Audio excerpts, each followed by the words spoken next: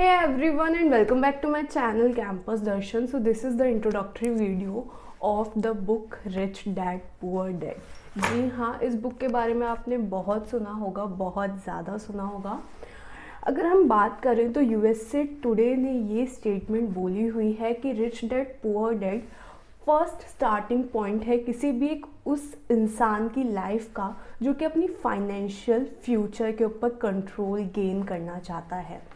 तो इस बुक में जो 6 लेसन्स हैं उसके ऊपर अब इस चैनल पे आपको उनकी समरी मिलने वाली है और 6 लाइफ चेंजिंग वीडियोस इस चैनल पे आपको मिलने वाली हैं। आपको क्या करना है, आपको बस इस चैनल को सब्सक्राइब कर देना है एंड नोटिफिकेशन वाले बटन पे क्लिक कर देना है ताकि इस चैनल पे जो भी फ्यूचर वीडियोस चलें उनकी नोटिफिकेशन आप तक पहुंच जाए। तो जी चलिए शुरू करते हैं। रिच डैड पुअर डैड में जो बेसिकली ऑथर हैं वो अपने 2 डैड्स की, 2 फादर्स को, एक को रिच रेफ़र करते हैं रिच डैड, दूसरे को पुअर डैड। जो उनके पुअर डैड है जिन्हें वो रेफ़र कर रहे हैं वो बहुत ज़्यादा हाईली क्वालिफाइड है एंड वो एक स्कूल में टीचर है, जबकि जो उनके रिच डैड हैं वो इतने ज़्यादा क्वालिफाइड नहीं है, उन्होंने 8th स्टैंडर्ड तक की ही पढ़ाई करी है। इस बुक में बेसिकली बताया गया है कि रिच और पुअर लोगों के माइंडसेट में क्या क्या डिफरेंसेस होते हैं एंड वो किस तरह से अपने बच्चों को तैयार करते हैं उन्हीं माइंडसेट के साथ जिनसे उनके बच्चों का फ्यूचर भी तय होता है कि वो आगे चल के कितने रिच बनने वाले हैं या कितने स्ट्रगल करने वाले हैं अबाउट देयर फाइनेंसेस। अगर दोनों डेट्स की बात करी जाए तो उनके जो फाइनेंसेस को लेके वो क्या सोचते हैं, उनके फाइनेंशियल एजुकेशन के बारे में इस बुक में काफ़ी कुछ बोला गया है। बहुत दोनों ही डैड अपने करियर में सक्सेसफुल हैं, अपने करियर में अच्छा खासा इनकम है, अच्छा खासा कमाते हैं, पर फिर भी एक डैड उनके स्ट्रगल करते हैं अबाउट देयर फाइनेंसेस, बल्कि जो दूसरे डैड हैं वो आगे चल के हवाई के रिचेस्ट मैन बन जाते हैं। एक डैड जब एक्सपायर हुए थे, जब उनका निधन हुआ था, तो वो अपनी फैमिली के लिए, अपनी चैरिटी के लिए, अपने आसपास के लोगों के लिए काफ़ी सारे बिलियंस ऑफ डॉलर्स छोड़ के गए थे, जबकि दूसरे डेट काफ़ी सारा डेट छोड़ के गए थे, काफ़ी सारा कर्जा छोड़ के गए थे। अब अगर ऑथर का बस एक डेट होते तो वो या तो उनकी एडवाइस को एक्सेप्ट कर लेते या फिर वो रिजेक्ट कर लेते, या तो वो ये बोल देते कि हाँ मेरे डैड को सब कुछ पता है कि मैं उनके अकॉर्डिंग चलूँगा, या फिर वो बोल देते कि नहीं अभी बूढ़े हो चुके हैं और इन्हें नहीं पता, मैं अपने अकॉर्डिंग चलूँगा।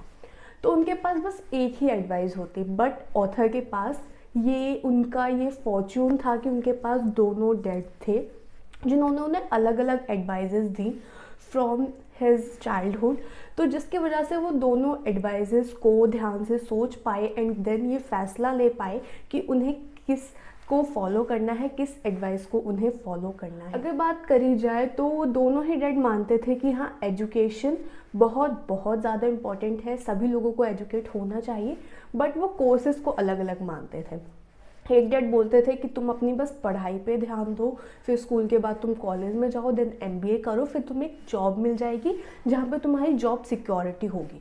जबकि दूसरे डैड ये मानते थे कि एजुकेशन के साथ साथ आपकी फाइनेंशियल एजुकेशन ज़रूरी है, तुम्हें पता होना चाहिए कि मनी कैसे काम करता है, कि तुम मनी के लिए काम ना करो बल्कि मनी तुम्हारे लिए काम करे।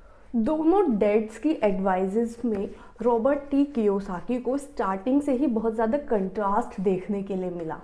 एक डैड जब बोलते थे कि the love of money is the root of every evil, तो दूसरे डैड बोलते थे कि मनी का लैक होना ही सारी ईविल की रूट है, कि अगर आपके पास इनफ मनी नहीं है वही रूट है कि सारे के सारे ईविल एक्शंस की।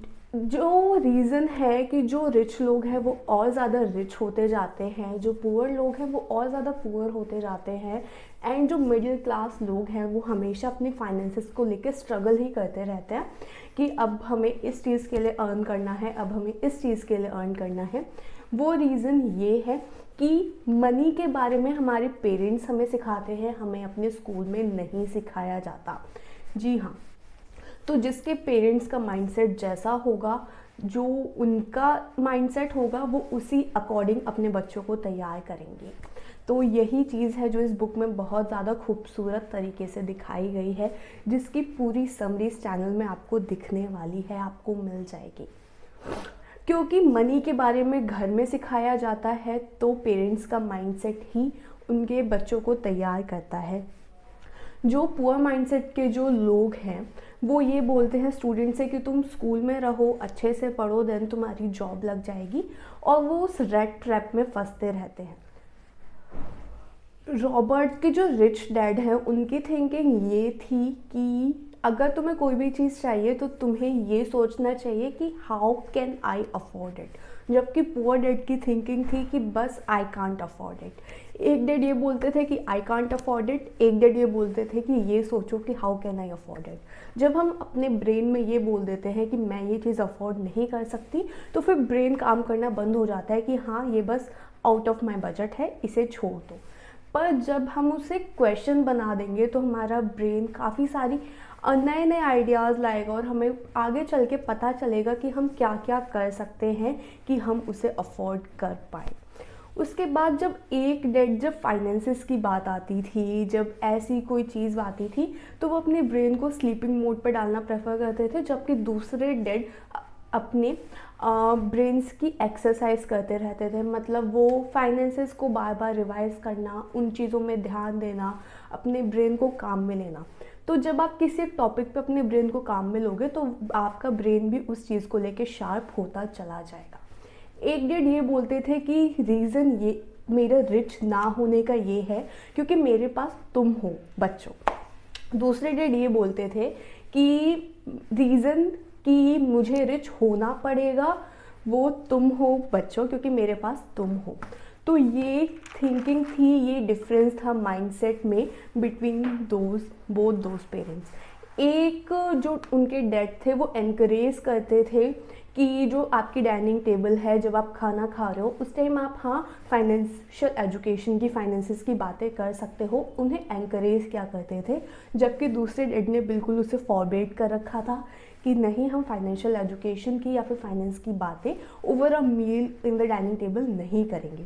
एक डेड उन्हें एडवाइस देते थे कि जहाँ भी पैसों का मामला आए, जहाँ भी कोई भी चीज़ हो जो पैसों से रिलेटेड हो, प्ले इट सेफ, ज़्यादा रिस्क मत लो। जबकि दूसरे डेड उन्हें ये एनकरेज करते थे कि रिस्क तो है ही, but learn to manage the risk, तभी तुम अपनी लाइफ में आगे बढ़ पाओगे।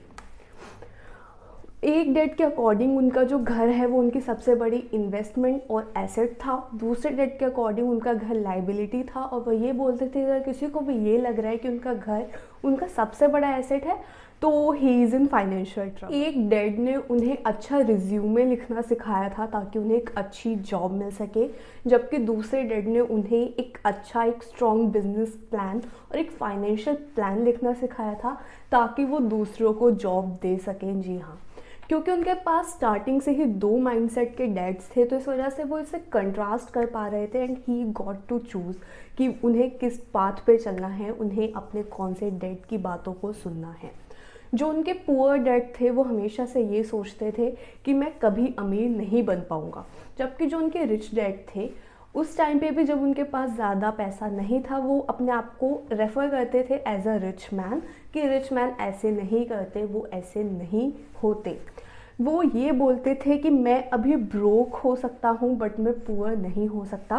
ब्रोक होना एक सिचुएशन है, जबकि पुअर होना एक अटर्निटी है कि अगर आप अपने आप को एक बार गरीब रेफ़र कर दोगे तो तुम उसी चीज़ में रहोगे। अभी मैं ब्रोक हो सकता हूँ बट मैं पुअर नहीं हूँ। जो उनके पुअर डैड थे वो ये बोला करते थे कि मैं पैसों में बिल्कुल भी इंटरेस्टेड नहीं हूँ और ज़्यादा पैसे होना या फिर कम पैसा होना मैटर नहीं करता। जबकि उनके रिच डैड स्टार्टिंग से ही ये सोचते थे कि मनी इज़ पावर। और जो मेन बात है जो कि रिच डैड बोला करते थे वो ये है कि जो मनी आता जाता रहता है, ऐसा नहीं है कि मनी पावर है, बट मनी की एजुकेशन, जो आपकी फाइनेंशियल एजुकेशन है, मनी मैनेजमेंट की जो एजुकेशन है, वो उससे भी बड़ी पावर है। आपका मनी आ जा सकता है, कभी आपके पास ज़्यादा होगा, कभी आपके पास कम होगा, बट जो उसकी एजुकेशन है कि आप उसे मैनेज कैसे कर रहे हो, वो सबसे ज़्यादा इम्पॉर्टेंट है। अगर आपके पास उस चीज़ की नॉलेज होगी तो आपको कभी भी मैनेजमेंट में या फिर अपने फाइनेंसेस को लेकर स्ट्रगल नहीं करना पड़ेगा। तो आपको ये एजुकेशन बहुत ज़्यादा इम्पॉर्टेंट। तो अब दोनों नावों पे तो सवारी नहीं हो सकती, तो ऑथर को ये डिसाइड करना था कि वो अपने कौन से डैड की सुनेंगे। तो उन्होंने 9 साल की एज में ये फैसला लिया कि वो अपने रिच डैड के एडवाइजेस को मानेंगे।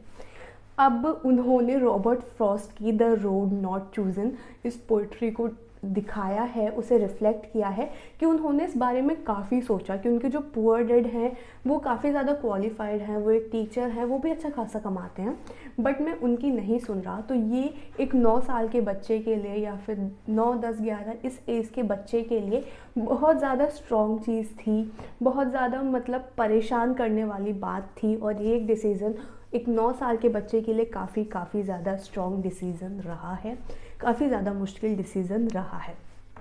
उनके रिच डैड ने उन्हें 9 साल से 39 इयर्स तक ट्रेन किया, जब तक उन्हें ये नहीं लगा कि हाँ जितना मुझे पता है, जितना मैं सिखा सकता हूँ, उतना ऑलरेडी रॉबर्ट टी कियोसाकी को पता चल गया है। उन्हें फाइनेंशियल एजुकेशन पे उनकी जो कमांड है वो काफ़ी स्ट्रॉन्ग हो गई है।